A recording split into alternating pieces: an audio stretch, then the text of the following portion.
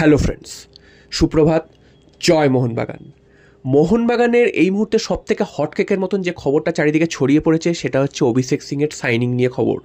অভিষেক Singh signing করেছেন কি করেননি এই মুহূর্তে সেটাও একটা বড় প্রশ্নচিহ্নের মুখে দাঁড়িয়ে রয়েছে, কারণ বিভিন্ন জায়গা থেকে দাবি করা হয়েছে অভিষেক সিং সাইন করে নিয়েছে। বিভিন্ন জায়গা থেকে বলতে গেলে খেলনাও থেকে দাবি করা হয়েছে অভিষেক সিংয়ের সাইনিং কমপ্লিট হয়ে গেছে। আবার রেপ স্পোর্টস থেকে জানিয়ে দেওয়া হয়েছে যে অভিষেক সিংয়ের সাইনিং অ্যাডভান্স স্টেজে রয়েছে, তবে এখনও অবধি তার সাইনিং কমপ্লিট হয়েছে তেমনটা কিন্তু নয়। তো এবার কোনটা সত্যি কোনটা মিথ্যে এইটা নিয়ে এই মুহূর্তে জল্পনা। তো এই জল্পনার থেকেও আরও বড় যে আরও বড় যে খবরটা সেটা হচ্ছে অভিষেক সিংকে নেওয়ার পেছনে মোহনবাগান যে টাকাটা খরচা করেছে সেই টাকার অঙ্কটা নিয়ে, কারণ টাকাটা একটা হিউজ পরিমাণের, সেটা তোমরা অলরেডি জেনেই গেছো। তো এখন প্রশ্ন হচ্ছে অভিষেক সিং সাইন করেছে কি করেনি। তো তোমাদের প্রথমেই যেটা বললাম যে অভিষেক সিংকে নিয়ে বিভিন্ন মিডিয়া থেকে বিভিন্ন রকম দাবি করা হচ্ছে, কেউ বলছেন যে সাইন করে নিয়েছে, কেউ বলছে সাইন করেনি। তবে এই মুহূর্তে দাঁড়িয়ে এটা মনে হচ্ছে যতক্ষণ না মোহনবাগানের তরফ থেকে অফিসিয়ালি জানানো হবে ততক্ষণ কোনো কিছুই কিন্তু ফাইনাল ধরে নেওয়া উচিত নয়। তবে হ্যাঁ, মোহনবাগান যে ভেতরে ভেতরে অনেক দূর এগিয়ে গেছে এটা তো তোমাদের আগেই বলেছিলাম, এবং কি 1-2 সপ্তাহ আগেই বলে দিয়েছিলাম যে মোহনবাগান এই রেসে সবার আগে রয়েছে। তবে মাঝখানে বাদ সেরেছিল এফসি গোয়ার কোচ ম্যানেলো, তিনি কিন্তু ভারতীয় দলে থাকার সময় তাকে অ্যাপ্রোচ করেছিলেন এবং বেআইনিভাবে তার সাথে কথাবার্তা বলে গোয়াতে নিয়ে যাওয়ার চেষ্টা করেছিলেন। তবে এটাও তোমাদের জানিয়েছিলাম যে আমরা অর্থাৎ মোহনবাগান যে দিকে হাত বাড়ায় সেই যত টাকাই হোক না কেন সেই প্লেয়ারকে তুলে নিয়ে আসে মোহনবাগান। তো সেটাই কিন্তু হতে চলেছে। মেহতাব সিংয়ের সই হয়েছে কি হয়নি সেই বিতর্কে না গিয়ে এই মুহূর্তে এটা বলা যায় যে যদি নাও হয়ে থাকে মেহতাব সিংয়ের সাইন এখনও অবধি, তবে আর কিছুক্ষণের মধ্যে বা আর 1-2 দিনের মধ্যে কিন্তু সেই সাইন কমপ্লিট হয়ে যাবে এবং ফাইনালি কিন্তু মোহনবাগানই তাকে খেলতে দেখা যাবে। এবার প্রশ্ন হচ্ছে মোহনবাগান যে তাকে নিয়ে আসছে তাহলে এতগুলো টাকা খরচ করছে কেন? কারণ অভিষেক সিং এই মুহূর্তে একজন উদীয়মান প্লেয়ার, এই নয় যে সুপারস্টার একজন প্লেয়ার, তার পেছনে এত টাকা খরচ করার মানে কি? তো তোমাদের এখানে জানিয়ে রাখি যে মোহনবাগান কিন্তু সবসময় তাদের ভবিষ্যৎটা সুরক্ষিত করার জন্য ভাবে।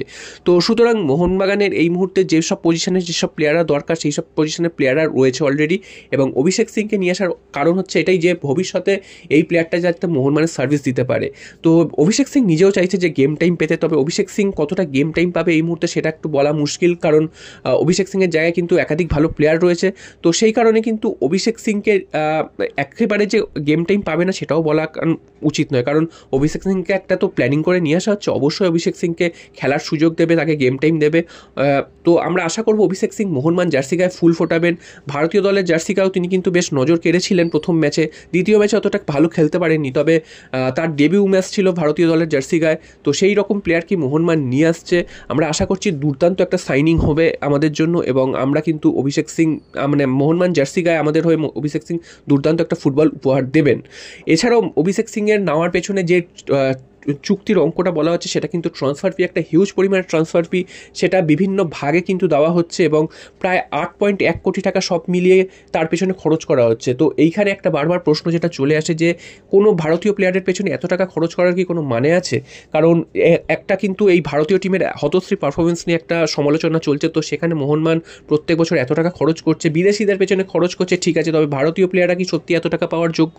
তবে তোমাদের এটাও বলে রাখি যে অনেক দিক থেকে সমালোচনা যেমন আসছে, তো সমালোচনা যদি আসে সেক্ষেত্রে এটাও বলা দরকার মোহনবাগান এত টাকা অফার তখনই করেছে যখন মোহনবাগানের পেছনের যে ক্লাবগুলো তারাও কিন্তু এত দূর অবধি গেছে, তারপরেই তো মোহনবাগান তারপরের অফারটা করেছে সেইটাতে রাজি হয়েছে। তো যেসব ক্লাবগুলো এত টাকা অফার করছে তো তাদেরও কিন্তু ভাবা উচিত যে তারা এত টাকা কেন নিয়ে যাচ্ছে। শুধু মোহনবাগানকে দোষ দিয়ে তো লাভ নেই, কারণ মোহনবাগান চাইবে অবশ্যই একটা যে কোনো ক্লাব চাইবে তার সেরা টিম বানাতে, সে যত টাকা দিয়ে হোক, যার টাকা আছে সে তো টাকা খরচ করে বানাবেই। তো এটা নিয়ে নতুন করে কিছু বলা নেই, এটা বিশ্ব ফুটবলে আকছার হয়ে যাচ্ছে, সেটা ইউরোপিয়ান ফুটবল হোক বা অন্য কোনো দেশে ফুটবল হোক, তো সেখানে কিন্তু আমরা এই জিনিস দেখে আসছি। এবং এশিয়ান যে ওয়েস্ট মানে মিডিল ইস্ট এশিয়া যে সব ক্লাবগুলো যেমন রোনাল্ডোকে আল নাসের নিয়ে এসছে এত কোটি টাকা দিয়ে, তো বলা যেতেই পারে যে এত কোটি টাকা খরচ করার কি মানে রোনাল্ডোর পেছনে, বা ইউরোপের যেসব ব্রাজিলিয়ান বা ল্যাটিন আমেরিকান ফুটবলার নিয়ে আসে তাদেরকে অনেক বেশি টাকা দিয়ে নিয়ে আসে, যেটা কিন্তু ব্রাজিলিয়ানরা দিতে পারে না। তো সেই রকম ক্ষেত্রেও কিন্তু এই মোহনবাগান কিন্তু সেটাই করছে, দেশের 1 নম্বর ক্লাব, সফল ক্লাব, তারা যা খুশি তাই করতেই পারে এবং তাদের কাছে টাকা আছে, তারা সেটা ইউটিলাইজ করতেই পারে। এবং প্লেয়ারদের তো মোহনবাগান চাইবে যে তাদের সেরা দল তৈরি করতে, তো এর পেছনে কিন্তু অন্য কোনো খারাপ কিছু নেই। এবং অবশ্যই অন্যান্য ক্লাবগুলোও কিন্তু এত দূর অবধি গেছিলো বলেই মোহনবাগান কিন্তু তারপরে এই বিটটা করতে পেরেছে। তো এইটা নিয়ে সমালোচনা করার আলাদা কোনো দরকার নেই, তবে অবশ্যই ভারতীয় ফুটবলের উন্নতি দরকার, এটা কিন্তু সবার শেষে বলতেই হয়। তো এটা দুর্দান্ত একটা মুভ হতে চলেছে, সাইনিং হতে চলেছে, এটা কিন্তু বলাই যায়। তবে সাইনিং হয়েছে কি হয়নি অবশ্যই মোহনবাগানের অফিসিয়াল বিভিন্ন সোশ্যাল মিডিয়া থেকে যখনই পোস্ট করা হবে তখনই কিন্তু 100% কনফার্ম করে বলা সম্ভব হবে অভিষেক সিং সাইন করেছেন কি করেননি। এরপর চলে আসি আরও একটা খবরে, যেটা কিন্তু এমবিএফটি গতকাল রাত্রিরে জানিয়েছে, সেটা হচ্ছে ইস্টবেঙ্গল থেকে একজন উদীয়মান তারকাকে তুলে নিল অনূর্ধ্ব-19 দলের প্লেয়ার। তিনি দুর্দান্ত ফুটবল খেলেছিলেন গত বছর এবং এবছরও তিনি ভালো ফর্মে রয়েছেন। হঠাৎ করে ইস্টবেঙ্গলের ঘর ভেঙেছে। তো সেই প্লেয়ারটি হচ্ছেন গুনরাজ সিং। তো এই প্লেয়ারটিও কিন্তু দুর্দান্ত একজন প্লেয়ার। তোমাদের প্রথমেই বললাম মিডফিল্ডে খেলতে পছন্দ করেন। এই প্লেয়ারটি গত বছর ইস্টবেঙ্গলে খেলছিলেন এবং প্লেয়ারটির নজরকাড়া পারফরমেন্সের জন্য মোহনবাগান অফার করে। যদিও ইস্টবেঙ্গলে তার কিন্তু চুক্তি নবীকরণ করার সুযোগ ছিল, তবে মোহনবাগানের চুক্তিতে তিনি কিন্তু রাজি হয়েছেন এবং মোহনবাগানে তিনি আসছেন এবং আমরা অনূর্ধ্ব-19 দলের হয়ে মোহনবাগান জার্সি গায়ে এই প্লেয়ারটিকে দেখব। এটাও কিন্তু একটা দুর্দান্ত ইউথ ডেভেলপমেন্টের জন্য এটা কিন্তু দুর্দান্ত একটা ভালো মুভ বলা যায়, কারণ ইস্টবেঙ্গলে থাকলে তাদের প্লেয়ারদের ভবিষ্যৎ অতটা সুরক্ষিত নয়।